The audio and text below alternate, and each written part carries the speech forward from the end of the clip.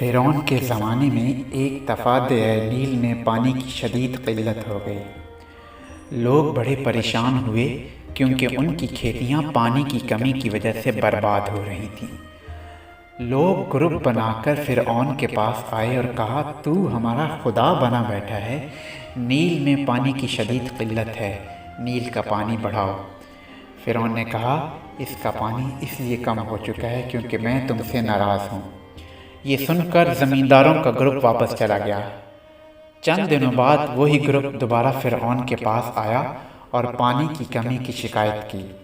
اس مرتبہ بھی فرعون نے انہیں وہی جواب دیا۔ پھر چند دنوں بعد وہی گروپ فرعون کے پاس تیسری دفعہ دوبارہ آیا اور پانی بڑھانے کی درخواست کی۔ فرعون نے کہا، میں تم سے ناراض ہوں۔ تو اس مرتبہ اس گروپ نے کہا کہ پانی کی قلت سے ہمارے حیوان مر رہے ہیں، ہماری کھیتیاں سوکھ رہی ہیں، اگر تم نے دریافت کو جاری نہ کیا تو ہم تجھے چھوڑ کر کسی اور خدا کا انتخاب کر لیں گے۔ ان کی یہ دھمکی سن کر فرعون پریشان ہو گیا اور کہا، آپ بیابان میں جمع ہو جائیں، میں بھی وہاں پہنچ رہا ہوں۔ لوگ بیابان میں جمع ہوئے۔ فرعون بھی کچھ دیر بعد وہاں گیا۔ ان لوگوں سے دور ہٹ کر فرعون ایک جگہ پر گیا جہاں اسے کوئی دیکھ نہیں سکتا تھا اور نہ ہی اس کی کوئی آواز سن سکتا تھا۔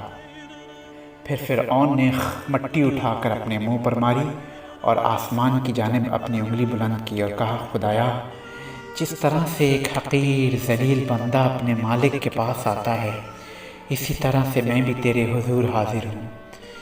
میں بخوبی جانتا ہوں کہ تیرے علاوہ نیل کو اور کوئی جاری نہیں کر سکتا۔ خدایا، اپنے لطف و کرم سے نیل کو جاری فرما۔ پھر اس کے بعد فرعون لوگوں کے پاس گیا اور کہا، تم مطمئن ہو کر گھر چلے جاؤ، میں نے نیل کو جاری کر دیا ہے اور اب وہ اپنی پوری آب و تاب سے بہے گا۔ پھر نیل پانی سے بھر گیا اور پوری روانی سے بہنے لگا۔ لوگ یہ دیکھ کر فرعون کے سامنے سجدہ ریز ہو گئے۔ اسی وقت جبرائیل امین علیہ السلام انسانی شکل میں فرعون کے دربار میں تشریف لائے اور کہا، فرعون بادشاہ، میں بھی ایک علاقے کا سردار ہوں، میرے بہت سے غلام ہیں، ان غلاموں میں سے میں نے ایک غلام کو فضیلت دی ہے اور باقی سارے غلاموں پر اسے بادشاہ بنا دیا ہے اور اپنے خزانوں کی چابیاں بھی اسے دے دی ہیں، لیکن میرا وہ غلام بغاوت پر اتر آیا ہے اور اب مجھے وہ اپنا دشمن سمجھتا ہے اور میرے دوستوں سے بھی دشمنی کرنے لگا ہے۔ بتاؤ اس غلام کو کون سی سزا ملنی چاہیے؟ فرعون نے کہا، وہ غلام بے حد نالائق اور نمک حرام ہے، اگر ایسا شخص میرے اختیار میں ہوتا تو میں اسے نیل میں ڈبو دیتا۔ جبرائیل امین علیہ السلام نے کہا، لیکن بادشاہ، میں یہ چاہتا ہوں کہ تو نے جو سزا مقرر کی ہے اسے تحریری طور پر لکھ کر دے اور اس پر اپنی مہر بھی لگا دے۔ فرعون نے لکھا کہ میرا فیصلہ یہ ہے کہ اس نمک حرام اور نالائق غلام کو دریائے نیل میں ڈبو دیا جائے اور اس پر کسی طرح کا رحم نہ کیا جائے۔ پھر اس تحریر پر فرعون نے اپنی مہر لگا دی۔ جبرائیل علیہ السلام وہ تحریر لے کر چلے گئے اور پھر جب فرعون دریائے نیل میں اپنے لشکر سمیت غرق ہونے لگا تو کہنے لگا، اے اللہ، مجھے یہ سزا کیوں دی؟